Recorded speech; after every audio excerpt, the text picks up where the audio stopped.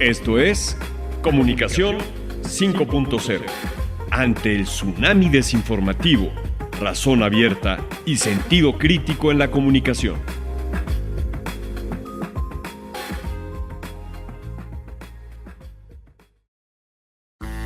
Estamos en Radio Anáhuac en Comunicación 5.0 y hoy estamos muy contentos de tener en el estudio a Andrés Pérez Martínez. Gracias por estar aquí. Él estudió Administración de Empresas en esta universidad, la Anáhuac, y también es alpinista y ha ascendido más de 20 montañas en 9 países, y su última experiencia, o la más reciente, fue subir al Everest, y de esta experiencia el IPADE está construyó un caso, ahora nos platicas. También es coautor del libro Liderazgo Efectivo y autor del libro Conquista tu propia montaña. También ha producido contenido para el MIT y para el Mundo Ejecutivo, para la revista. Bienvenido, querido Andrés, qué gusto tenerte aquí. Perfecto, yo es un placer estar aquí en mi alma mater y contigo, director de comunicación. Director de la Facultad de Comunicación de la Anáhuac. Así es. Oye, bueno, nos conocimos, estábamos platicándolo hace rato, nos conocimos hace un par de años, yo creo. Sí. Que viniste a dar una plática. Así es. Sobre tu experiencia, o más bien tu proyecto para poder subir al Everest con tu hijo, ¿no? Y ahí me llamó mucho la atención porque también mi hijo y yo, ¿no? Casualmente estamos muy interesados en el tema de la montaña, pero ahí nos conocimos y bueno, hemos mantenido una relación bastante interesante. Platícanos, Andrés, ¿por qué de pronto las montañas y por qué con tu hijo? Pues fíjate que afortunadamente encontramos esta pasión juntos. Él desde que estaba chiquitito, a sus 3 años, que lo llevé a su primera montaña, el Xitle, este volcán que está al sur de la Ciudad de México. Se enamoró de lo que es el campo, el bosque, las montañas, y de hecho me lo dijo: papá, a los 3 años, llévame a todas las montañas del mundo. Y entonces lo empecé a llevar de tal forma que ya a sus 12 años había subido el Ista y a los 13 años el Pico de Orizaba, después de pasar por todas las montañas medianas de México. Ajá. Y ahí decidimos, bueno, ahora sí vamos a las grandes montañas del mundo, los dos aficionados y apasionados por esta actividad.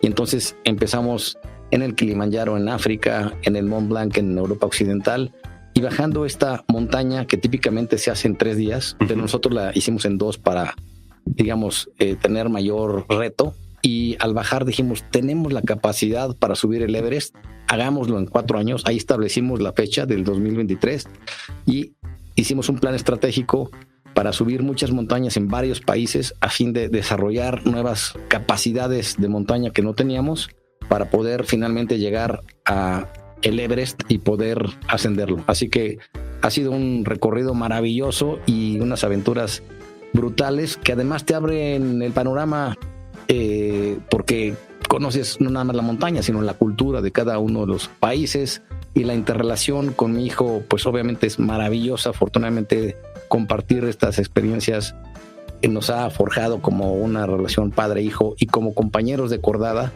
maravillosa. Hay que recordar que la cordada es un equipo en montaña porque van compartiendo la misma cuerda. Uh-huh. Y entonces la, digamos, codependencia en ese sentido es parte de la esencia de la cordada. Es decir, gracias a la confianza que se tiene en una cordada, pues va prosperando rápida y en buenas condiciones una cordada. Oye, qué interesante. Me vino una pregunta técnica, ¿no? Antes de avanzar.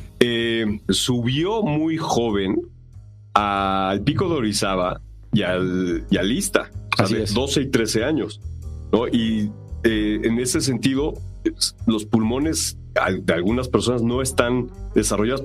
O sea, ¿le costó, lo padeció o se las echó así como al chilazo? Al chilazo. No, fíjate que mi papá nos entrenó a mi hermano y a mí, y yo subí el Popocatépetl, que es la segunda más alta de México, a los 10 años. Quizá he sido el niño más chico en hacerlo. Pero muy probablemente. Exacto. Entonces yo sabía que se podía porque lo viví, y obviamente me enfrenté a toda mi gente y a la mamá y demás de que se va a morir en el Iztaccíhuatl. Entonces lo que hicimos fue ir aclimatando muy suavemente. Dormimos primero una noche allí en la base, al día siguiente dormimos a mitad de montaña y después ya hicimos cima.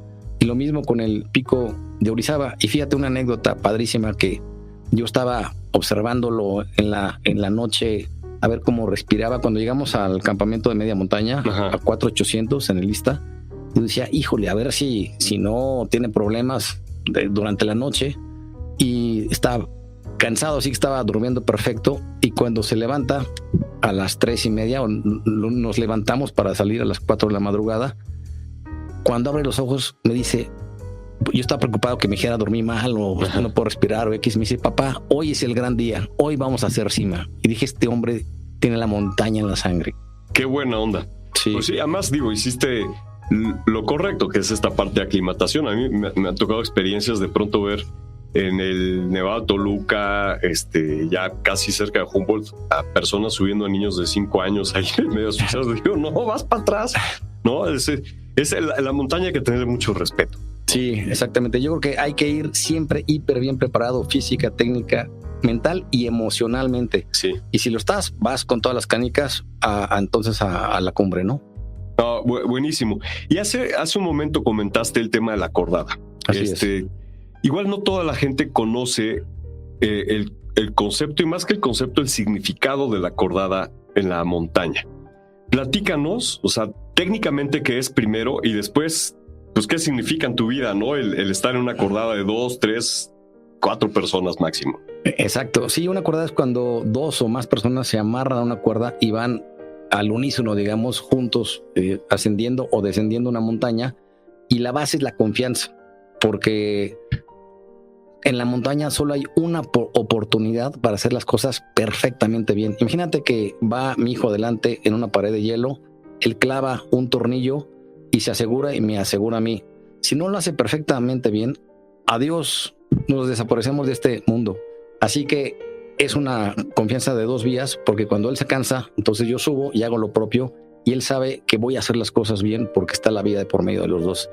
Y obviamente debe haber una excelente comunicación y más o menos tienen que tener la misma capacidad, velocidad, fuerza para ir más o menos al mismo ritmo, porque si eso no sucede y uno es muy rápido y el otro muy lento, truenan. Cada uno debe de ir a su paso y entonces encontrar a alguien con que vayas a tu paso y además haya buena comunicación y además confianza y además que sea tu compañero, tu roommate, tu hijo y tu brother. Entonces fue una suerte brutal la que me ha pasado con este hombre. No, sin duda. Además, lo que dices, primero la parte técnica, ¿no? O sea, si de pronto estás subiendo, como dices, una pared a lo mejor más de 45 grados, que ya tiene lo suyo, y de pronto alguno se resbala, dependes del frenazo, dependes del otro.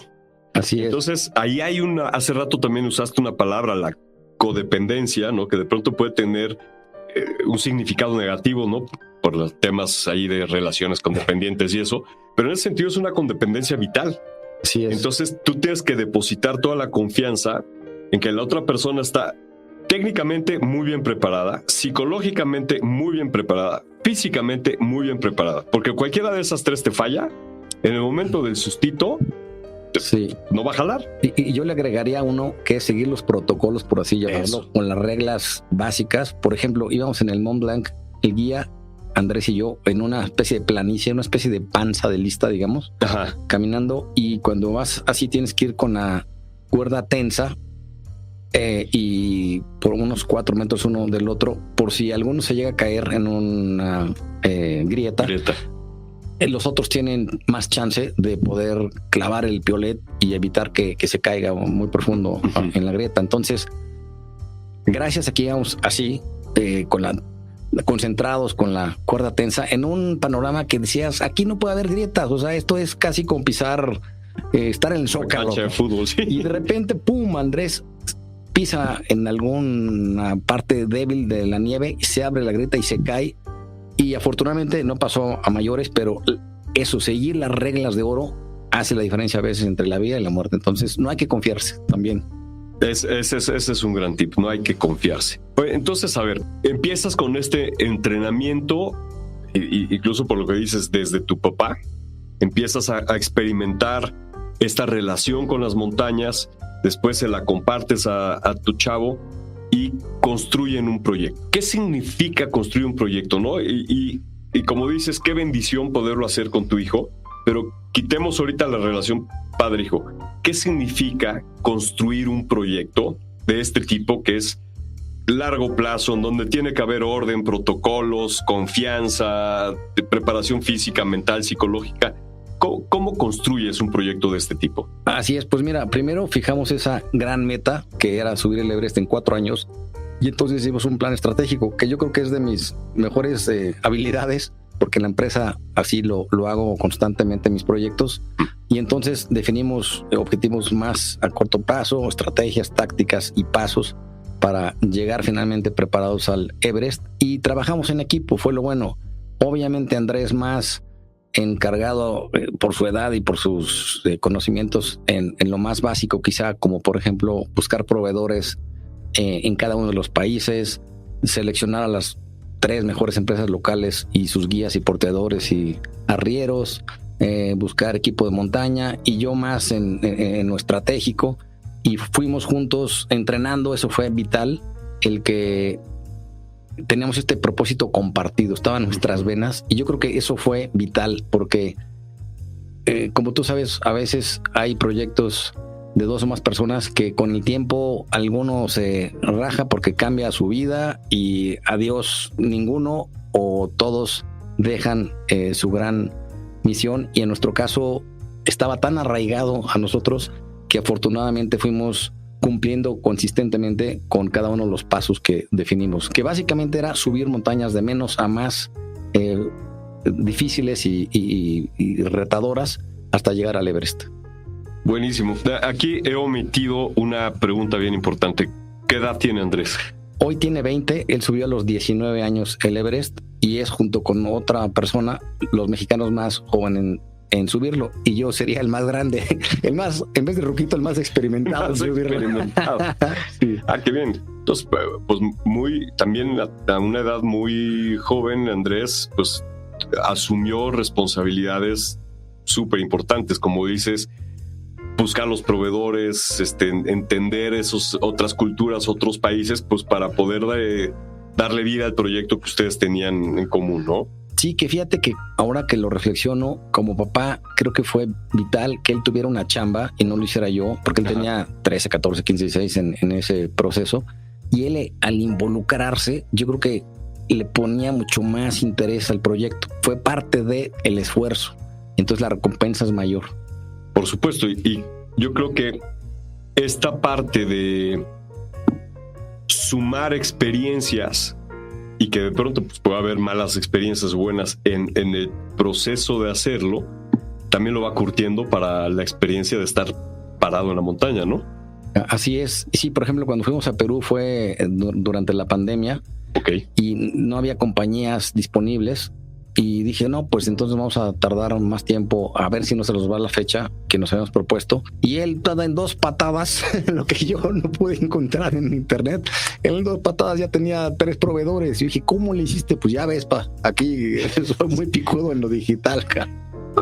Qué buena. Oye, a ver, haciendo como un resumen. Tienen toda esta, digamos, disposición para conocer las montañas, se diseñan o se ponen este proyecto, no hay, aquí me apunté, hay una visión compartida. Así es. Se genera un plan y empiezan a ejecutarlo. Esto más o menos comentas que duró 3 años. 4, sí. 4 años. En esos 4 años, ¿cómo fue la comunicación pues con tu equipo de trabajo, que era tu hijo? ¿Tenían alguna estructura formal de vamos a platicar de esto cada X tiempo, o simplemente como se vaya dando y la facilidad de que vivían juntos ahí se iban platicando? ¿Cómo fue, digamos, el día a día de esta relación y de este proceso de construcción del proyecto? Sí, pues fíjate que como estaba tan en nuestro ser este propósito compartido, el trabajo era proactivo. Y me encantó eso, porque mi hijo, sin que yo le pidiera cosas, él iba sumando, oye, ya viste video y en esta montaña se puede hacer esta cosa, o existe otra ruta. Entonces los dos éramos investigadores y proactivamente proponíamos formas diferentes de hacer las cosas. No teníamos una, digamos, forma formal para trabajar, sino de manera espontánea, pero estaba tan metido en nuestras vidas ese proyecto que salía, es más, hasta... de repente, o él a mí decía, ya bájale, papá, o sea, hablemos de otra cosa, casi, ¿no? Okay. Entonces fue padrísimo el compartir el amor por el proyecto de manera conjunta, insisto, en una relación tipo papá-hijo y compañeros de cordada y de trabajo en equipo. Entonces era como un mix. Si eso lo echas en la licuadora, así es lo que el producto sería, lo que sabría esa relación que tuvimos para este proyecto. No, está increíble. Ya cuando dices, órale, ya está todo armado, ese jalón, o sea, es decir, órale, vamos. Entiendo que primero fueron a Francia, ¿no? Se subieron la montaña previa al Everest fue el Matterhorn. La penúltima sí fue el Matterhorn, pero hubieron 9 antes, pero digamos la previa más difícil fue el Matterhorn. Sí. En Suiza, sí. Que esas no son enchiladas, ¿no? Exacto, fíjate que es la montaña con el mayor número de fallecimientos en el mundo, más que el doble del Everest. Es peligrosísima, entonces ahí tienes que estar hiper concentrado, enfocado, hiper preparado y súper mentalizado para poder subir y bajar con vida, porque hasta que no bajas y tocas la última bajada de 30 metros de vertical, no tienes todavía la seguridad que llegaste a la base de la montaña.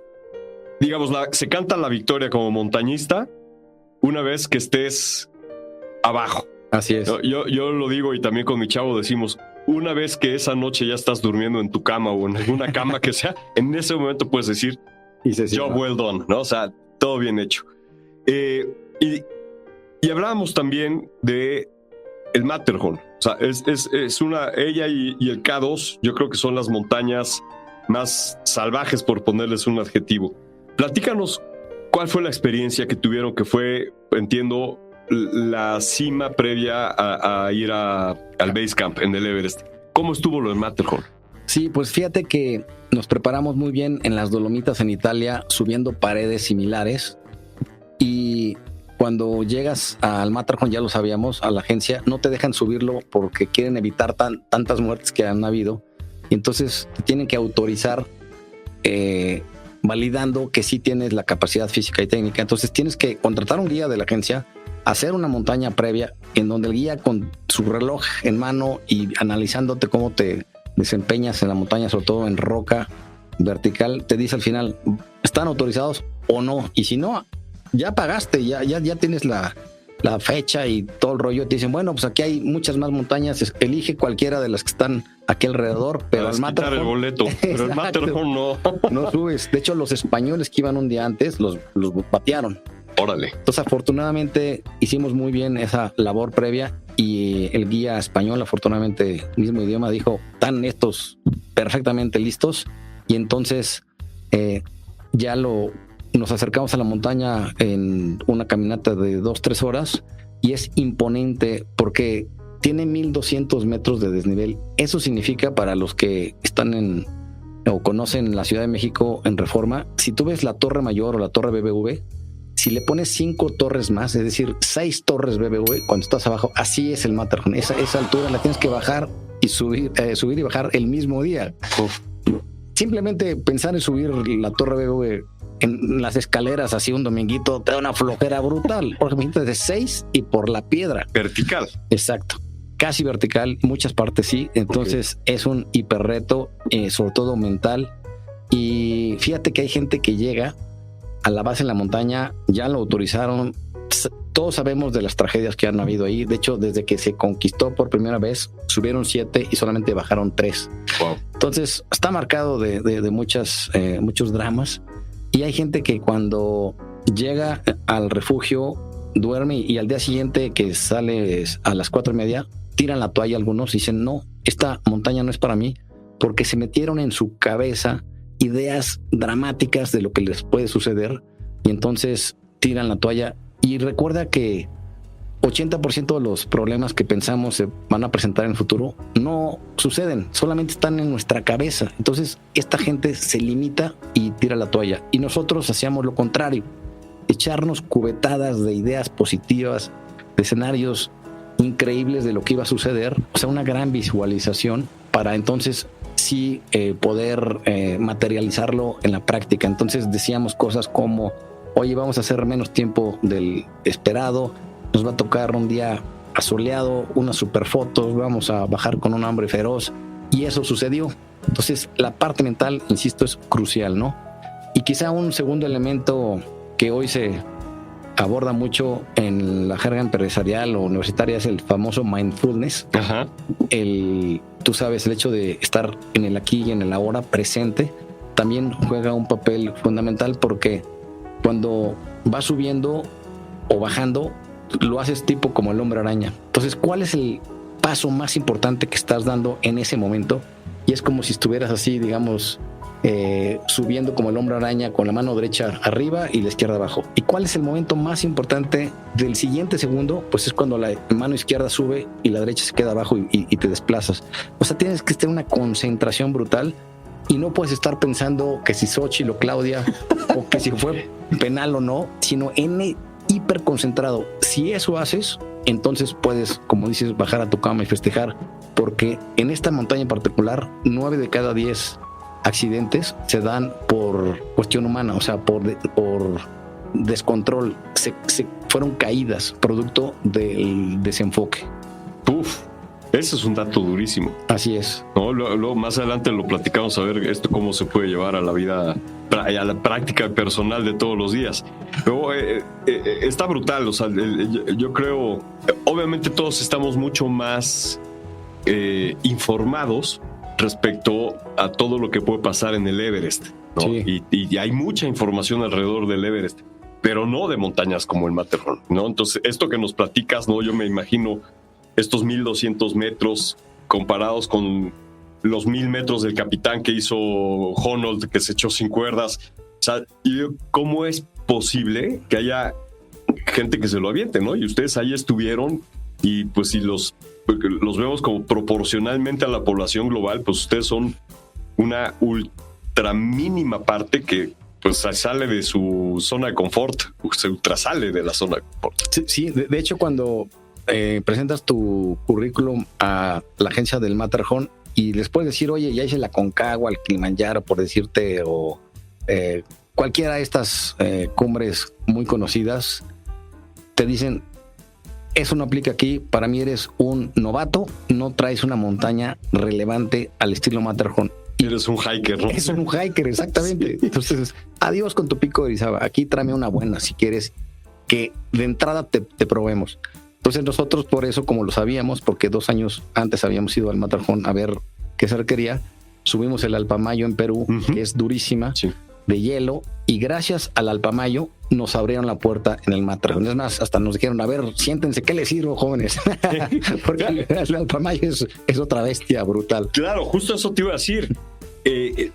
Pareciera que no, pero aquí en América, en Perú con el Alpamayo y luego todos los Andes hasta Bolivia. Mi hijo estuvo en el pequeño Alpamayo en Bolivia. Ah, ok. Y lo subió, que son 6100 o una onda así, pero también paredes verticales de hielo de 800 metros a menos 30 grados. Exacto. Y entonces él decía, no, donde yo estuve es donde van a jugar los profesionales.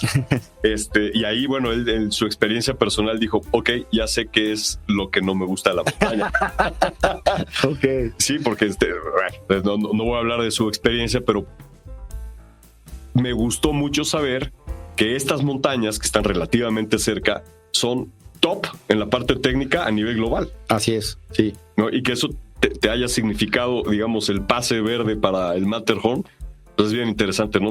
América es un continente que tenemos de todo.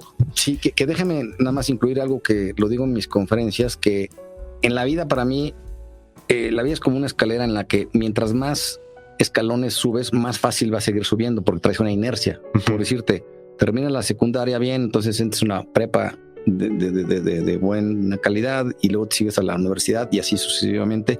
Lo mismo sucede para abajo, que si truenas secundaria, entonces tienes un trabajo pues mediocrón y quizá te vas al narco y te acabas en el bote o en la muerte. Estoy siendo catastrofista, pero nada más para comprender el concepto. Lo bueno del salto cuántico es que te permite echarte 2, 3 o 4 escalones de un ranazo, y eso hay que buscarlo y hay que prepararte, pero cuando lo haces estás en otro nivel. Eso no sucedió en el Alpamayo. El Alpamayo es una montaña que es solo para la élite del alpinismo, y nosotros no éramos ni somos, nada más nos lo propusimos, nos preparamos y lo logramos, y gracias a ese nuevo nivel pudimos acceder al Matterhorn. Está increíble, esa es una gran historia. Entonces, a ver, bueno, pues digamos, pasan la durísima aduana del Matterhorn en todos los sentidos, Sí. ¿no? Y llegan al base camp. Así es. Platícame un poco esa experiencia de estar con tu hijo en el base camp, de voltear hacia arriba y ver pues lo que viene. Platícame de dos. No sé si te habrá pasado, ya me dirás, pero yo me imagino si yo estuviera ahí en las mismas situaciones, yo tendría mi cabeza partida en dos. Uh-huh. En el dueño del proyecto, que llevamos 4 años construyendo y con un espíritu de aquí no me para nadie, pero también el papá de una persona que está ahí y que sabes que te la estás rifando. Por muy mindfulness, es un rife, ¿no estás de acuerdo? O sea, ¿cómo te quitas ese mosquito que todo el tiempo te está zumbando? O si no te lo quitas, ¿cómo lidias con él? Que también lo vemos más adelante. Lo mismo pasa al emprendedor, al empresario. O sea, este tema de decir, estoy corriendo un riesgo, en este caso de vida o muerte, pero doy el paso. Así es. ¿Qué había en tu cabeza cuando estabas en el base camp? Pues fíjate que para mí, si me dices cuál es la única cualidad o la más importante para subir el Everest, es creer en ti. O sea, tener una gran seguridad, una gran autoestima de yo sí puedo. Y entonces todas las adversidades que se te presentan, que en cualquier proyecto van a presentarse, las vas superando. Entonces, con esta mentalidad enfrentamos o colaboramos, porque no me gusta usar la palabra enfrentar, colaboramos con el Everest. Nos permitió ir superando los miedos, digamos, que se tienen. La parte más riesgosa del Everest es del campo base al campo 1, que es la cascada de hielo del Khumbu, que es inestable. Ahí no depende de ti, de tu capacidad, sino de que no se te caiga un te toca, te tocó. Exacto, una avalancha o una grieta nueva. Entonces, esa, y que la verdad sí está mucho más riesgosa de lo que yo y mi hijo pensábamos, dijimos, quítala, juegas, realmente es un volado, la verdad. Claro, hay que prever en la medida de lo posible que no suceda subiendo en la noche, por ejemplo, ¿no? Entonces subes durante toda la noche esa parte. Entonces estamos tan mentalizados, y como ya traíamos experiencia previa de expediciones duras, pues nos permitió ahora sí que apreciar y pasar un muy buen momento en el campo base, porque mucha gente que no había hecho experiencia dura no aguantaba en el campo base, que son 2 meses lo que vas a estar allí, y muchos tiran la toalla porque a las 3, 4 semanas dicen, esto está muy incómodo, duermes mal, hace en promedio menos 10 grados, no estás a menos 42 como en la cima, pero de todas maneras estás ahí, no comes bien, pasas mucho tiempo en tu tienda, y mucha gente dice, ya no puedo más, yo ya extraño a mi casa, a mi chamba, a mi familia, y se regresan cuando era su proyecto de vida, ¿eh? Wow. Entonces, yo creo que aquí el aprendizaje es que hay que ir, digamos, desarrollando la capacidad de resistencia poco a poco, en este caso en la montaña, en expediciones de menos a más grados de dificultad, hasta que ya te enfrentas al grandote y ya traes ahí un buen kilometraje aguantando vara, ¿no? Ah, increíble. Bueno, a ver, entonces, nos acabas de decir la fórmula, pues para esa última, digamos, donde la conciencia te puede pegar un frenazo, ya dijiste, creer en mí, creer en la estructura, creer en el proyecto, y eso te da la energía. Cuando empiezan a subir, ¿no? ¿Qué se dicen entre ustedes y qué es lo que sucede en la montaña y cómo termina este proyecto?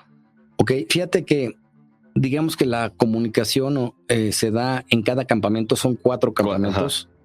Y durante los tramos casi no te hablas. Cada quien va hiperenfocado, optimizando la energía y a su ritmo. De hecho, de repente yo me aceleraba más con mi Sherpa y él se quedaba, íbamos digamos en 2 cordadas, por así decirlo. Pues iban separados. Íbamos juntos, pero si por algo él se adelantaba un poco, no había fijón, o si yo me adelantaba, tampoco. Pero tú ibas encordada con un Sherpa y él con otro. Sí, no encordada. No iban conectados. No es una cordada de el Sherpa contigo, sino te vas, digamos, agarrando a la línea. Okay. Ah, ok. Pero vas como compañero con un Sherpa cada uno. Ok. Sí, entonces teníamos, el chiste era llegar al objetivo del día, que era el siguiente campamento, y entonces sí echas el cotorreo y platicas de todas las sensaciones, las emociones que sentiste, salvo uno que otro descanso, que típicamente quizá es un descanso entre cada tramo probablemente, y ahí te echas 5 minutos o 10 de descanso porque te empieza a congelar realmente, estás a menos 30 en los primeros campamentos, entonces es breve el descanso, platicas 2, 3 y para darle para arriba. Ya que llegas, ahí es una catarsis de todo lo que puedes comunicarle al otro y a la gente que está ahí, que también trae su perspectiva de lo que vivió en la montaña. Entonces, así es como se da esto. Y ahí algo importante es la comunicación no verbal, que con señas o sobre todo sí con señas, a veces estás a 50, 100, 200 metros del otro y nada más, ya sabes, con el dedo hacia arriba está significando que todo bien. Y afortunadamente en nuestro caso nunca hubo un dedo para abajo que significaba que alguien estaba en problemas, ¿no? Entiendo, y además yo creo que vale la pena decirle a la gente, o sea, no llegas a la base del Everest, subes y llegas, ¿no? O sea, hay que estar días y subes, bajas, te vas aclimatando y de pronto un día que es, no sé si es desde el tercero o el cuarto, ahí no me sé, cuando le pegas el jalón a la cima. ¿Ese es el cuarto campamento? Sí, o sea, lo que haces es subir a una montaña que esté a 6,000 o al campo 2, primero, como tú elijas, bajas, luego subes al campo 3, o sea, 1, 2, 3, que se llaman rotaciones, bajas y ya que estás listo, ahora sí, descansas, agarras tus chivas y a darle desde el base hasta la cumbre, es decir, 5 días de subida. Tienes que volver a bajar, prepararte, ya estás aclimatado a 7,000 y le echas el pegue hasta la cima. ¿Es un pegue de un día? No, de 5 días. De 5, o sea, vas y te vas quedando en los campamentos, pero ya no vuelves a bajar, sino es... Exactamente, sí, porque ya estás aclimatado, sí. Esa parte no la tenía tampoco clara. También debe ser brutal el momento que dices ya y vas al 1, al 2, al 3, al 4 y vámonos. Eso tiene que ser una cosa espectacular. Sí, y de lo más importante es cuando estás en la zona de la muerte, a partir del campo 4 a los 8,000 metros. 8,000. Y sí tenta un poco de tensión. De hecho, nuestros Sherpas como que cambiaron su mood por el peligro inminente que hay de que no puedan haber errores. Entonces, la forma de hablar, de expresarse era otra. Haz cuenta que estaba yo con otra persona, con mi Sherpa. Es súper él tenso, preocupado y se convirtió como en un guía europeo. Un general, hazte cuenta. Fue muy diferente a como había sido antes. Salimos después de descansar nada más 6 horas en el campo 4, después de una jornada durísima desde el campo 3. Llegas a las 2 de la tarde, descansas y nosotros salimos a las 9 de la noche rumbo a la cima y como a los 40 minutos venían bajando un cadáver de una persona que había muerto la noche anterior. Entonces fue así como una llamada de atención de, oye, aquí no hay errores, ¿estás listo? Y si no, tira la toalla. Entonces yo así lo tomé esa escena y seguimos y entonces vas ahí sin hablar, hiper optimizando tu energía y la verdad es que es una jornada muy larga. Hasta que llegamos al balcón, se llama, es como la mitad del trayecto y ahí nos amaneció. Entonces, un momento brutal, te sientes arriba todo el mundo y seguimos subiendo y cuando llega mi hijo a la cima sur, porque yo en un momento me paré, tuve un problema con mis gogles y me rebasaron como 4 personas y luego yo ya me volví a sujetar a la cuerda y entonces él iba como unos 30 metros arriba durante todo ese trayecto. Entonces él llega antes a la cima sur y sin querer echa su cabeza para atrás y se le sale el oxígeno que le quedaba. Y entonces empezó a sentir un hormigueo en el cuerpo. Empezó a ver un túnel en su mente y el Sherpa afortunadamente se da cuenta que ya no tenía oxígeno, así que el último tanque que estaba ahí se lo cambia, lo abre y pum, mi hijo digamos que volvió a la vida. Esto duró como 7 minutos. Si hubiera durado 15 minutos ya no existiría aquí en esta vida el Andy Boy. Entonces ese es el tipo de peligros que hay y pues hay que simplemente manejarlos adecuadamente con una muy buena inteligencia emocional, ¿no? Increíble. Sí. Y bueno, a ver, tienen esta experiencia en el Everest, pero que se suma con toda la experiencia. ¿Qué estás haciendo hoy, Andrés? con toda esta experiencia acumulada que hemos hablado de comunicación, de responsabilidad, de cordada, de mindfulness, de creer en ti, el 80% de los problemas están en tu mente. ¿Qué estás haciendo hoy con todo esto, no? Leímos al principio en tu reseña, hay un libro, ¿no? Hay conferencias. Platícanos qué estás haciendo. Sí, fíjate, Josu, que siento que aprendí muchísimo en toda esta caminada y tenía la sensación y la necesidad de compartirlo, agregar valor a la sociedad en general, sobre todo a los jóvenes, pero le es útil a cualquier persona. Y entonces empezamos a dar pláticas en empresas, universidades, congresos, foros y demás. Hasta me tocó una primaria, fíjate, que estuvo brutal. Es de las experiencias más bonitas que he tenido, porque sus preguntas eran de lo más espontáneas y lindas. Hasta que te preguntaban, empezó alguien a levantar la mano y de repente 200 manos levantadas de preguntas como: espectacular. Oye, ¿y bailaron en la cima? Y ¿cómo? Bueno, eso pues ¿cómo iban al baño? Y claro, no se encontraron a un animales allá arriba. O sea, puras preguntas de fantasiosas, divinas, ¿no? Pero bueno, el chiste es que empezamos a dar pláticas y eso creo que fue increíble, porque pues empezamos a ayudarle a otra gente a cumplir sus grandes sueños. Hay una universidad que nos han invitado 3 veces, por ejemplo, otra preparatoria 4 veces. Entonces creo que significa que sí estamos haciendo bien las cosas. Y también tenía la necesidad de plasmarlo en un libro y pues fue una tarea de casi un año, aunque yo técnicamente lo escribí en 6 meses, pero después, ya sabes, en el ida y vuelta, en todo el rebote con la editorial, ya está, ya se imprime y se llama Conquista tu propia montaña. Y yo creo que el lector le va a fascinar, porque es aventurarte, así como echarte un clavado a las expediciones. Te abre un poco el conocimiento sobre no nada más la montaña, sino los países donde estuvimos, y tiene enseñanzas brutales de que te sirven en cualquier proyecto que tú te establezcas. Y como están ligadas estos temas a hechos reales, y además puedes con QR ver todas las expediciones, se te queda mucho más, no en la cabeza, sino en el alma. Y yo creo que por eso pueden ser mucho más efectivos estos aprendizajes para la gente.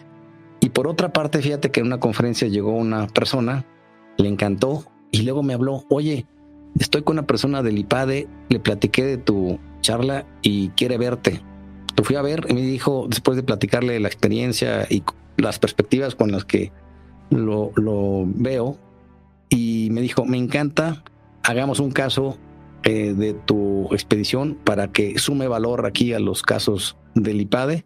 Y ya, ayer justamente, estoy muy contento, se aprobó el caso. Ah, qué bien. Y se va a empezar a impartir en todos los programas, porque además está en una materia de, se llama persona y familia. Ajá. Que todos los programas del IPADE tienen. Y además el estudiante no nada más lo toma, sino siempre invitan a sus parejas y o hijos. Entonces se va a masificar este aprendizaje de alguna forma y ayudarle. Básicamente, digo, hay muchísimas aristas, pero el mayor, digamos, entregable es una serie de elementos clave que te ayuden a pensar en grande y a cristalizar ese gran objetivo que te has planteado. Y lo más importante, Josu, gozar el camino, porque de nada sirve llegar al Everest o a cualquier montaña o reto que te establezcas si no gozas todo el proceso. Entonces creo que es la parte fundamental y vale la pena cambiar cuando tengas un gran Everest por subir en tu vida y después de unos meses o años dices, esto no me está latiendo, vale la pena cambiar de rumbo. Pero si ya lo encontraste y sí te apasiona, entonces ve por todas las canicas. Ese tema de encontrar la pasión, yo creo que hoy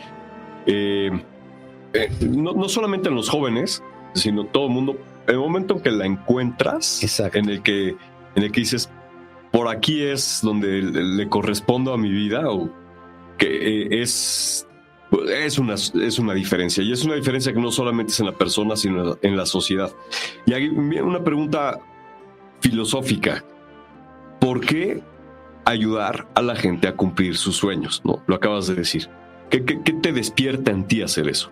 Pues mira, nos costó tanto trabajo todas las montañas importantes, pero sobre todo el Everest, que estratégicamente encontré muchos elementos que son cruciales y que sé que son hiperútiles para gente que no tiene ese mindset. Y fíjate que yo le agradezco a mi papá que cuando nos entrenó para el pico, el Popocatépetl, hicimos un gran entrenamiento, caminatas a Tepoztlán desde México, idas en bicicleta de México a Tequesquitengo, yo de 9 años o 10 años, eso, chiquitito. Pero lo que hacía, y es un gran formador mi papá, es no nada más entrenar, subir el Cerro San Miguel y bajar, sino darle un sentido de aprendizaje a cada uno de los puntos clave de esa caminata, por decirte. Entonces, hoy vamos a hacer el Cerro San Miguel, es parte del entrenamiento, vamos a ir celebrando cada uno de los lugares a los que vamos a ir llegando, tenemos que ir calmado, tenemos que seguir, digamos, las reglas todos juntos, esto es de trabajo en equipo. Entonces, una serie de aprendizajes que en vez de que nada más subas y bajes y no te llevas nada, aprendí a cómo sí sacarle jugo a cada una de las experiencias. Entonces, con esta visión yo dije, tengo mucho que compartir y ojalá que el lector se lleve varias perlas para su vida. Compartir la cima es compartir este conocimiento y estas experiencias.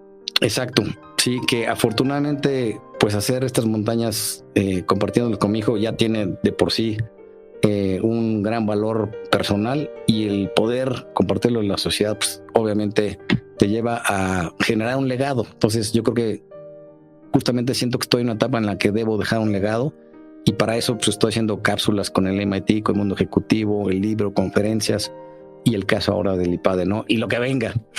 Claro, por supuesto. Oye, pues mira, estamos nosotros ahí en verano con poco volumen de alumnos, los que hacen el verano, pero te invitamos cordialmente a que en agosto nos vengas a presentar y a platicar de tu libro a la Facultad de Comunicación. Invitamos a otras facultades para que no les dé envidia y te escuchen, ¿no? Y a través de tu experiencia y a través del libro, pues hagas esto que claramente nos acabas de decir, compartir la cima, ayudando a que en este caso los alumnos cumplan sus sueños, ¿no? Y sepan pues lo retador, pero también lo potente que es ir detrás de sus sueños. Así es, y contar con un bagaje de herramientas que te ayude, que te facilite el camino para llegar a tu propio objetivo, ¿no?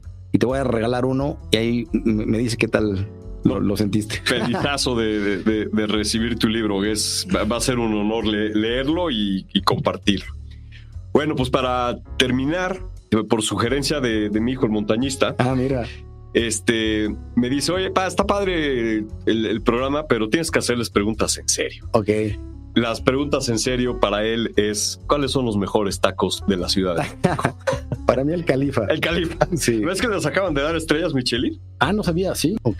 Que a gente, una persona que estaba molesta porque le habían dado estrellas Michelin latinoamericanas al mismo nivel que se los habían dado a... se me fue el Rosetta, ¿no? Pero sí, efectivamente son los tacos que más te gustan. Sí, de hecho cuando llegamos del Everest dijimos, vamos al Califa, porque hay 1 o 2 cuadras ahí de mi casa en Palmas y a ese fuimos. Pues buenísimo, felicidades. Pues sí, también vamos a hacer en el programa esta recopilación de los que somos taqueros, ubicar de lo mejor. Andrés, te agradezco muchísimo que hayas venido a Comunicación 5.0, que nos hayas comunicado y hayas tenido esta oportunidad de compartirnos tu experiencia, pero más allá, lo que tú has aprendido y que nosotros podamos tomar de ese aprendizaje para que entonces seamos capaces de ir detrás de nuestros sueños y tener conciencia de que somos capaces y nos lo proponemos y, como dijiste, creer en nosotros. Muchas gracias por regalarnos tu tiempo, tu experiencia, y seguramente además de la invitación del libro, pues tendremos oportunidad de volvernos a ver aquí para que le podamos dar seguimiento a tu proyecto y ver qué tal te fue con el lanzamiento, con el programa del IPADE, y pues que pueda estar aquí tu chavo. Órale, sí, él va a estar aquí en el verano, así que si hay oportunidad para que lo entrevistes y tenga su perspectiva, maravilloso, Yosu. Es más, hacemos una de montañistas jóvenes. Órale, que venga tu hijo. Que esté él, que venga mi hijo, y por ahí hay también un par de nombres, y hacemos una sesión de montañistas. Va, padrísimo. Okay. Muy bien, pues te agradezco muchísimo que hayas estado con nosotros, Andrés. Gracias por tu tiempo. No, hombre, gracias. Yo, es un placer, y a todos les digo nada más que sin importar su edad, fíjense un gran Everest, una gran montaña en su vida, y go for it. Pues ahí está el mensaje. Muchísimas gracias. Esto es Comunicación 5.0 y nos vemos en el siguiente podcast aquí en Comunicación 5.0. Gracias. Gracias por estar aquí. Comunicación 5.0 es para todos. Nos vemos en nuestra siguiente emisión.